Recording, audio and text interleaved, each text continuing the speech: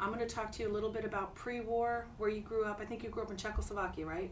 Correct. We're going to talk a little bit about that. Go ahead. I brought a description of my city. And he said he might be able want to use it. It describes all about the city and how many there were and how it established and whatever. And if you want details, I left him the paper. Sure. That would be wonderful. The pictures are going to be used with the exhibit to show what you looked like then. We're going to talk a little bit about pre-war life. We're going to talk about ghetto camp life, and then we're going to talk about liberation. Okay. And we're going to talk about what brought you to Tennessee. Okay, whatever. So that kind of gives you an idea of what to prepare for. Feel free to speak freely. Nothing is off limits. Feel free to talk about anything. I would like to do one sound check if I could. Could I have your name, please? Oh, thank you. Can you tell me your name? Erika, Erika, Sigel, Sigel. Perfect. Thank you. Okay,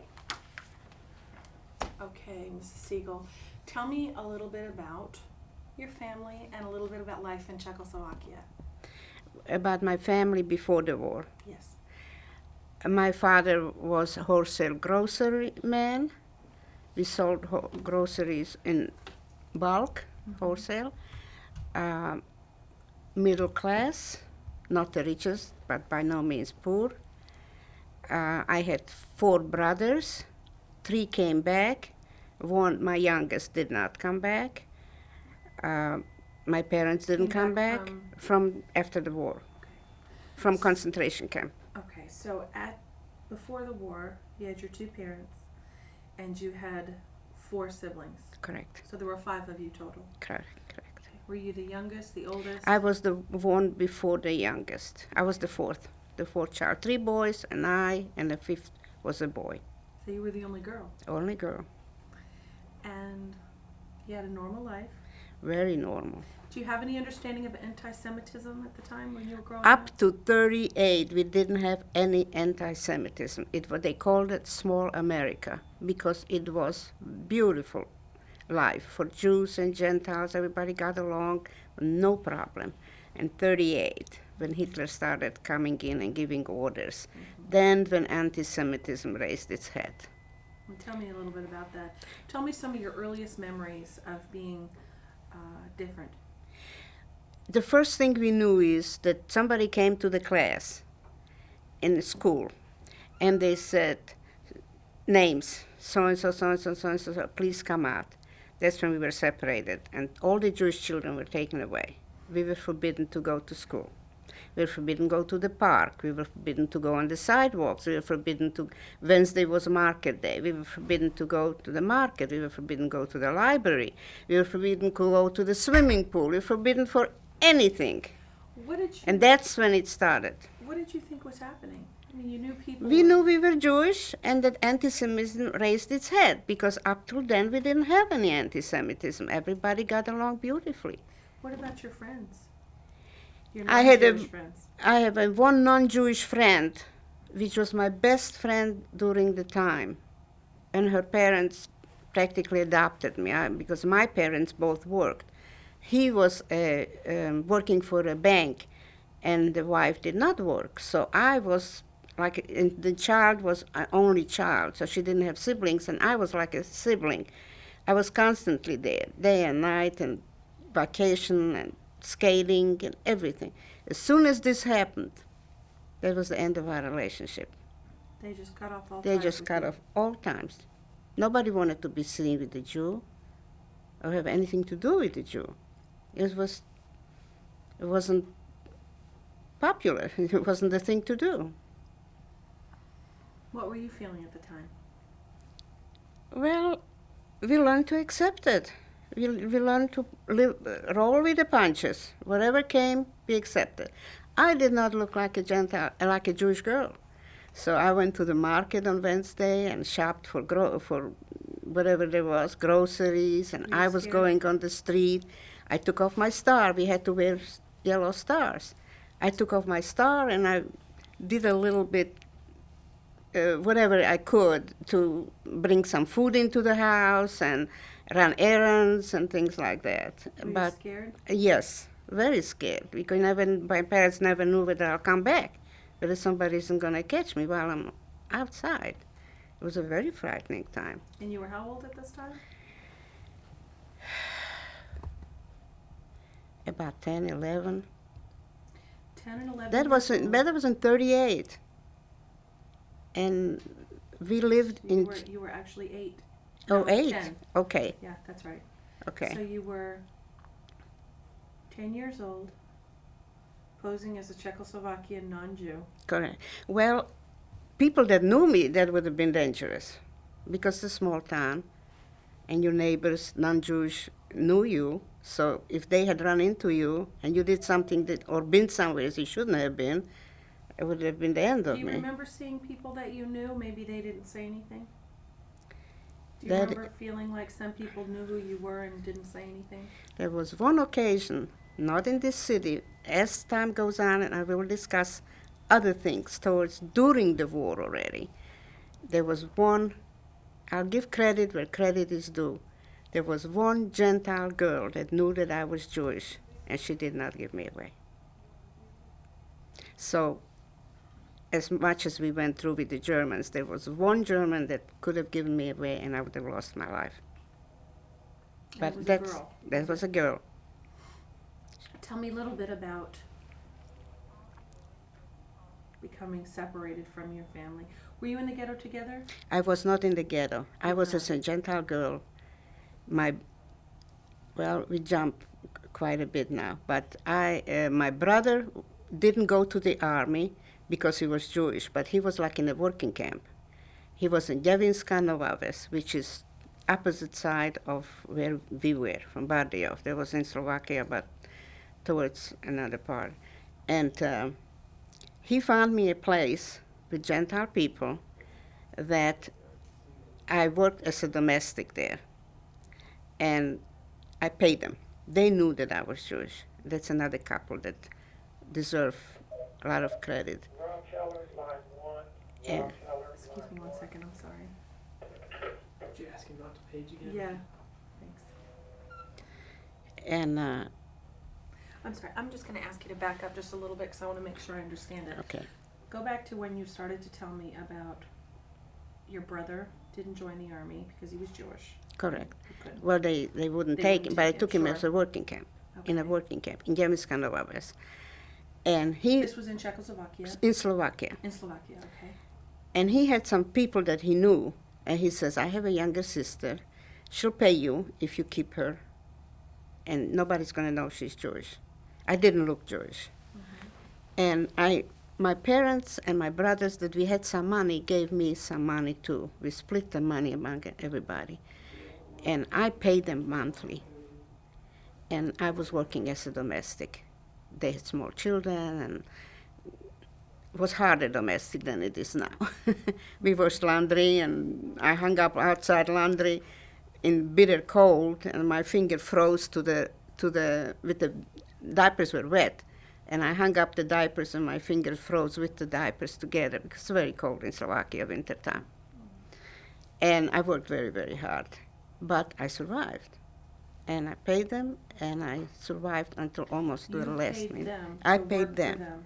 Yes, because they kept me. They knew you were Jewish. They knew I was Jewish. That one family knew I was Jewish. So you paid them to Right. work for them. Correct. To keep me. So you bought your. You bought my freedom. I bought my freedom. Freedom, if you can call it that. Were you talking to your family at the time? There was no family. My parents were already gone to the concentration camp. My What brother camps was. Were they sent to? I have no idea. I think Auschwitz. Somebody came back and said they saw them there. And your brothers? And my brothers were also in camp. I think they were in Auschwitz, and then they were sent to different places. And there was no contact. I didn't know if anybody's going to come back after So the you were- war. You were how old? I was about 6. Well, at the time when I was in Javinska Novaves, I was about 16, because from 42 to 44, my parents were permitted to stay because my father had a wholesale grocery and they needed him to supply the Germans. So we had permission to stay till 44. Then when the front from Poland, the Germans came into Poland and they were pushing further, they took all the Jews away, permission or no permission, and we had to leave.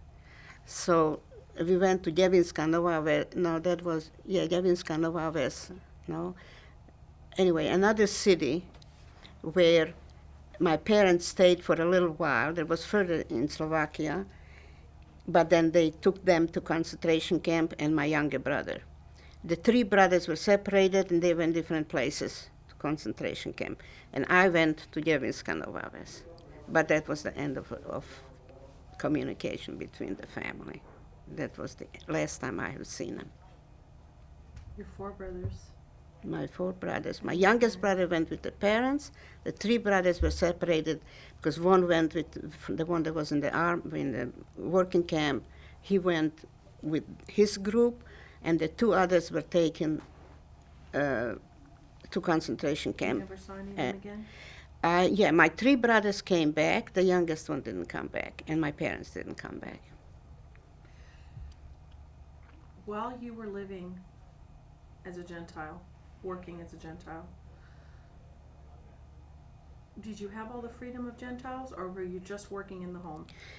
Just working in the home. How did they treat you? Well, they were decent to me to a certain point, but then the Russians were bombarding Vienna. And Vienna and Dziewinska Nowa Ves is just separated by Vltava, by a river. And every time Vienna was bombed, our windows would break. And so when, what was I trying to say? What was the question again? About how you were treated by the family. That's okay. One family was fine, but then that family had a sister.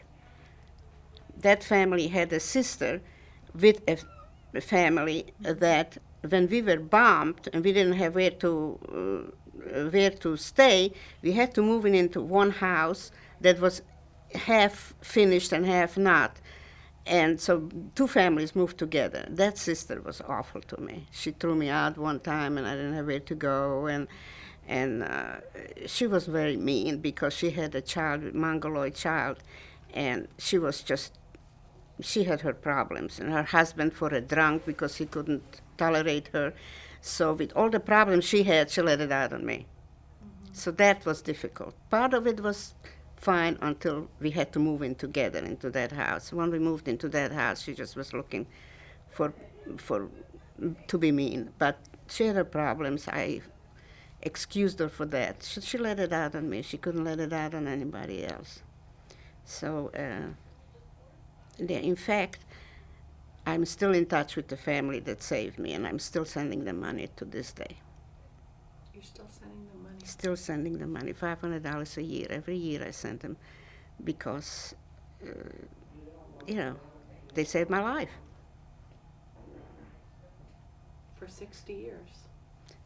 Well, the first few years they didn't want any because they were afraid of the Russians. If the Russians would have seen there's communication between us and I'm sending money, they would have been in trouble.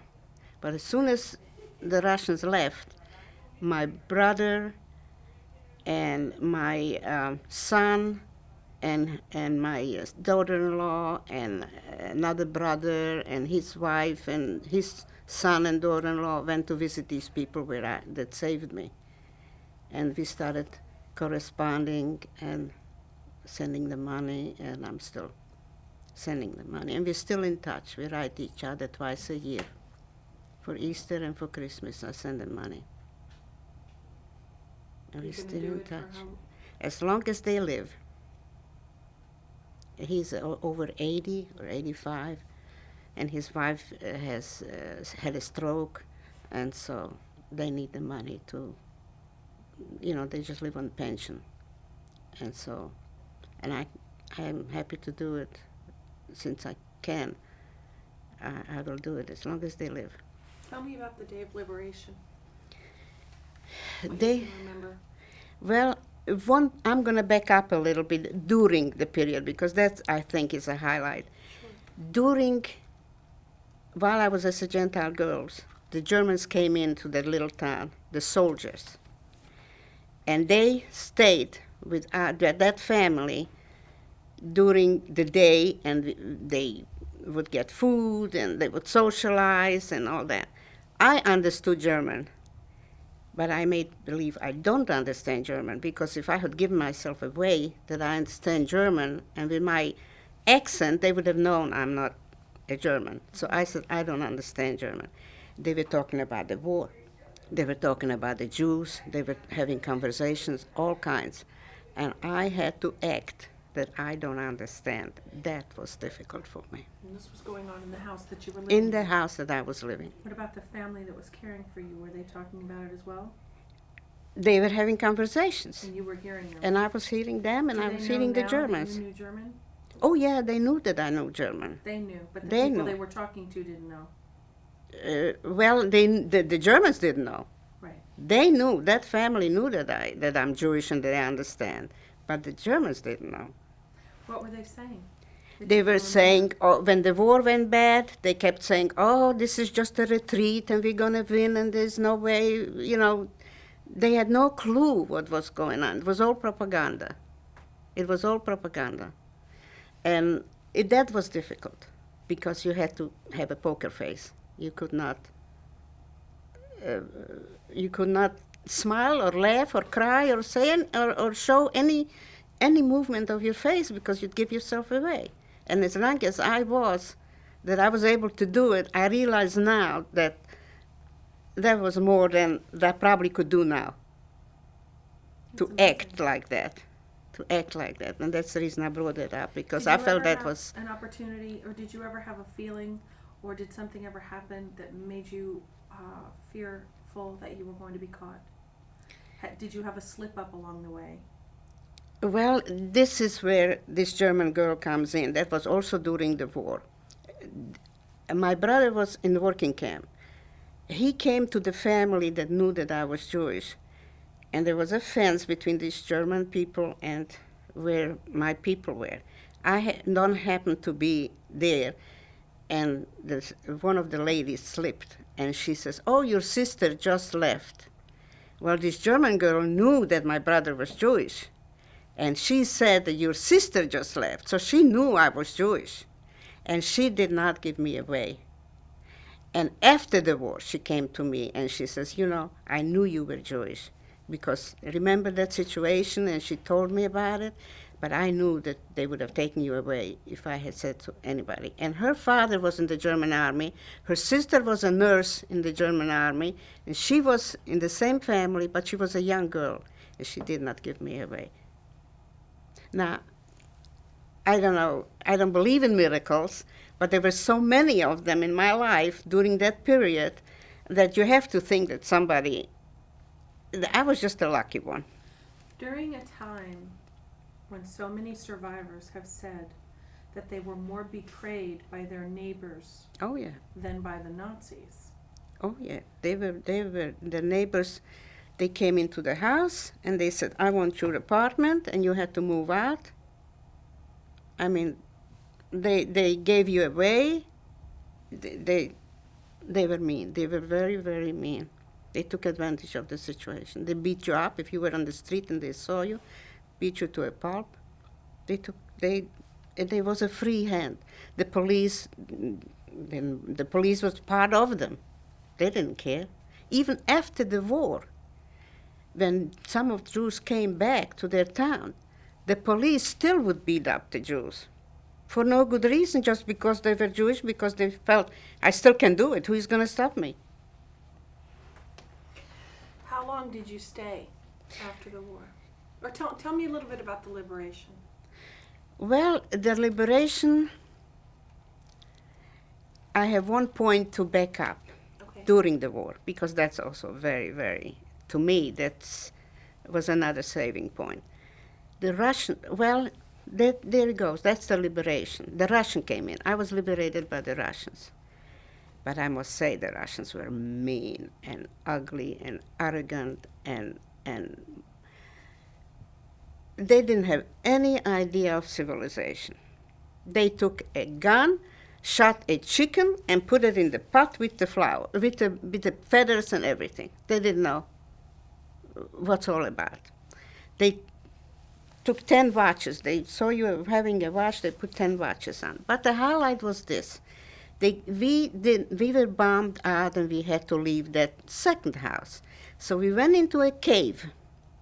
People just went into a cave, took whatever they could with them, and because it was bombing, constant bombing, and we went into that cave. And the Russian soldier came, and every time he saw a young girl, he says, "You come with me, you come with me, you come with me." And he took me, the Russian soldier took me. It was dark, pitch black at night. And, well, he was talking to me that I said, I'm so young, and we knew what was waiting for us. There was raping going on all the time. And he says, "Oh, yeah, you must have a boyfriend already. Never mind, you're so young." And he took me.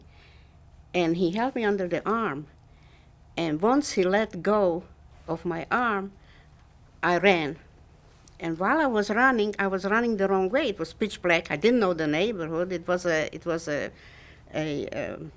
tunnel. Not a tunnel, but a cave.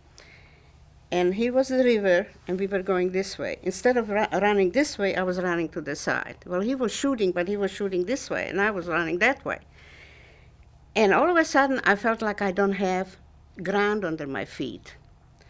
So I held on to whatever I was holding on to. That was the ledge, the end of where the river was on the bottom, and this was the, whatever you call it, the end. Like a cliff? Like a cliff, or whatever.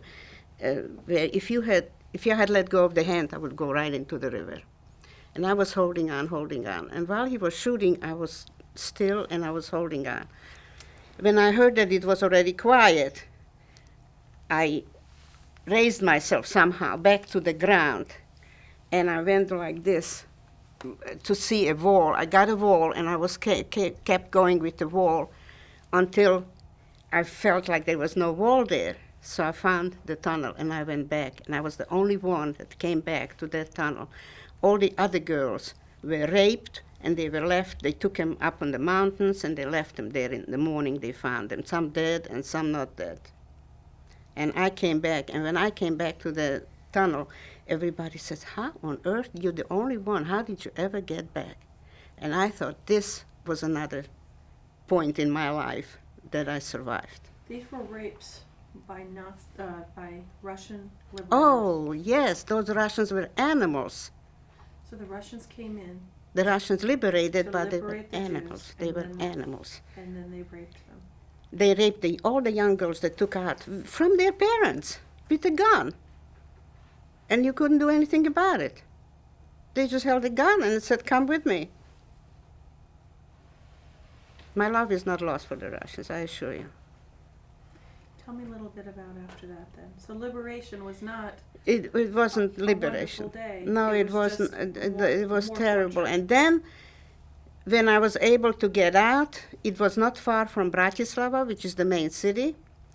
I went by myself to Bratislava, and I found some people that knew me, and I slept there one night, and we were sleeping on the floor because nobody had where to sleep. Everybody helped everybody, and I was just on the floor, and I says, I don't want to impose on those people. And next door was a soup kitchen, where people that came from the concentration camp, it was a stopping point for a soup kitchen when people came from concentration camp. So they came, so I figured, I went to the kitchen and I says, do you need help? For free. Do you need help? And I was waiting on tables, hoping that if somebody from my family will come back, I will be the one to see them first. And I was working there for nothing, but I got a cot, and I was able to sleep there, and I had food, and I stayed there until one of my brothers did come back. And I took him in, and I found space for him to sleep, and after a while, we tried to go back to our hometown. But it wasn't easy. Trains didn't go, and the Russians were on the train, and we were just standing on the pedestal on the train and holding on to the door while the train was going. And then the Russians came and took your watch off. I mean, they didn't know what civilization is. They were animals. They must have been Mongoloids because they didn't know what life is all about. And finally we got to our hometown, and we were able to get back part of our house, and we stayed there until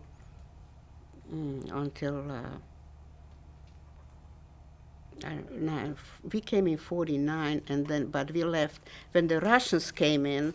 We left and we went to Belgium, and my one brother and I went to Belgium, and we stayed there for about a year until we got the visa to come to the States. But meanwhile, my oldest brother was sending out a lift, what they call a lift, a container of, you know what a lift, where you, of all our possessions. We bought silver and china and carpets and furniture, and we were going to send it out. Well, the Russians put him to jail. And I went back from Belgium to there, and through a lawyer and through hard work and through a lot of money, we got him out, and he came to the States. And then my younger brother, the oldest brother, came a year later until he was able to get a visa. And then my youngest brother went to France until he could get a visa. And one of my brothers and I came to the States, which we got visas through our uncles. We had two uncles, one in Austin, Texas, one in Dallas, Texas. And he brought us out. They brought us out. They sent papers for us, and we came here to the States. And then we went to Dallas, my brother and I, and stayed there for about a year. And they started, I went back to New York, and another brother came, and they started a business in Dallas, Texas, and they were very, very, very successful. You stayed in New York. I stayed in New York. Tennessee? My brothers, there we come where you're going to be familiar with it. My brothers had a spice business and dry beans and everything, and they bought out in Fort Smith, Arkansas, a charcoal briquetting plant. And they asked my husband to come and run the plant. There was no plant. There was hardly anything. It was four outdated kilns. But my husband started it all from scratch. He learned the business, and we made a very successful business out of it. And we stayed in Fort Smith, Arkansas for 5 years. And then we moved to Memphis. Our children were getting bigger, and we wanted some education for them, and he was commuting to Fort Smith, Arkansas, and we moved to Memphis, and we were here ever.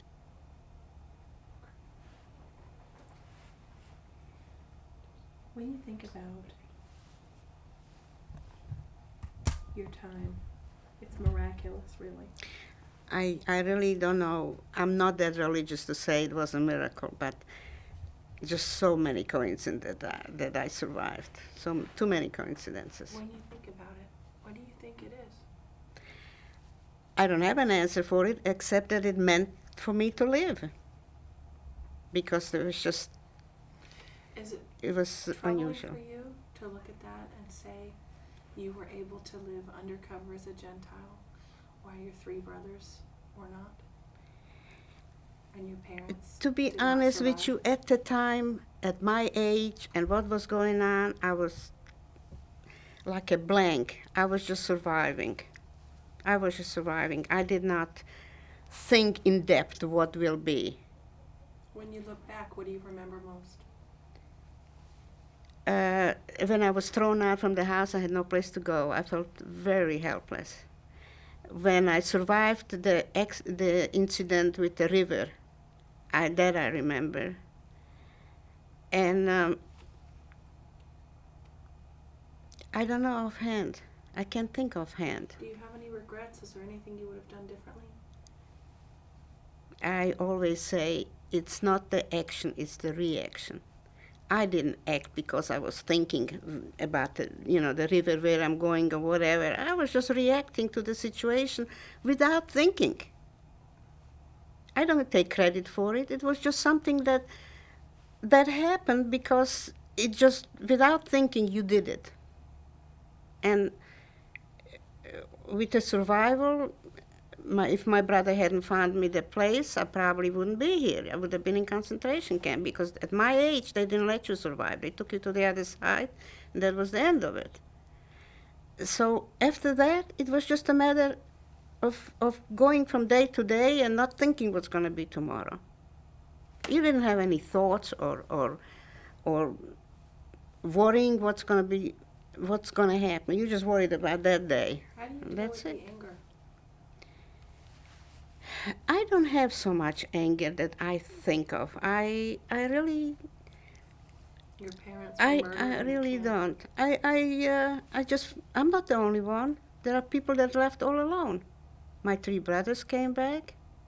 So instead of feeling angry about the murder of your parents and your younger brother, you actually feel fortunate that 3 That's survived. right.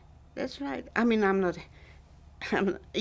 just because grateful that I survived, but I'm not the only one. There are millions of people that didn't make it. There are 6 million that didn't make it.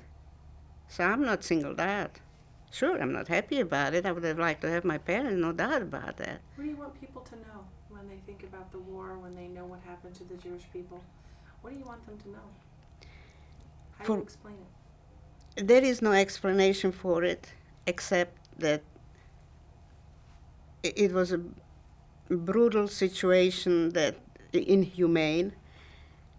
But I feel like people that come to this country should be more patriotic than the ones that were born here, because they do not realize, people that were born here, how much freedom, and they don't appreciate. All they do is criticize. They criticize the government, they criticize everything, they criticize. Nothing is good enough. But when you don't have the freedom, then when you appreciate what you were given. And that's what I would like everybody to know. Appreciate your good fortune to live in America.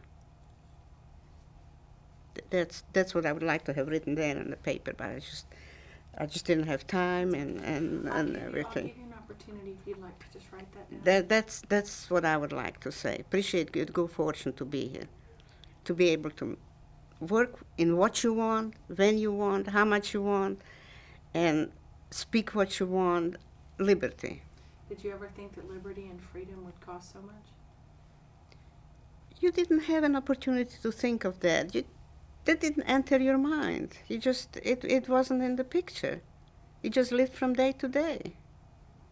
You just never thought about it. Right now, you have time to think what's going to be in 10 years. At the time, you just wondered whether you're going to make the day. Do you still live that way now? No. I appreciate every day, but I don't live from day to day. I do make plans ahead of time, within my reach. Plans change every day, Today you're here, tomorrow you're not. But I learned to bounce with the ball very, very, very well. I have a very ill husband, and I cope and make the best of it. Is there anything else you'd like to add? No, unless you have some questions that you... Questions, Joel?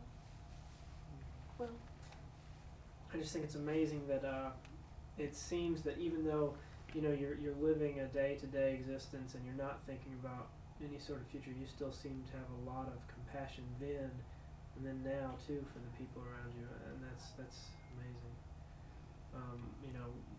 That your willingness to take opportunities is something that is selfless in a way. People wouldn't have necessarily done that. Working in the soup kitchen, I mean, even though that was an opportunity for you, a place to sleep, food to eat. Well, it's survival too, because I wasn't going to impose on these people to let me sleep on the floor when there were so many others sleeping on the floor, and ask them. There was no food, hardly any, and where are you going to get it? I mean, I wasn't going to take advantage of these people. but he's pointing out what I noticed as well, that at a time when you really had full permission to be selfish and to find a place to sleep and a food, that you were still mindful of what others needed. And that's really extraordinary. Well, maybe that's nature. I don't know. It's not nature. I don't It's know. very extraordinary. To some people, some people are just more, especially women. They're used to I don't know how to say it.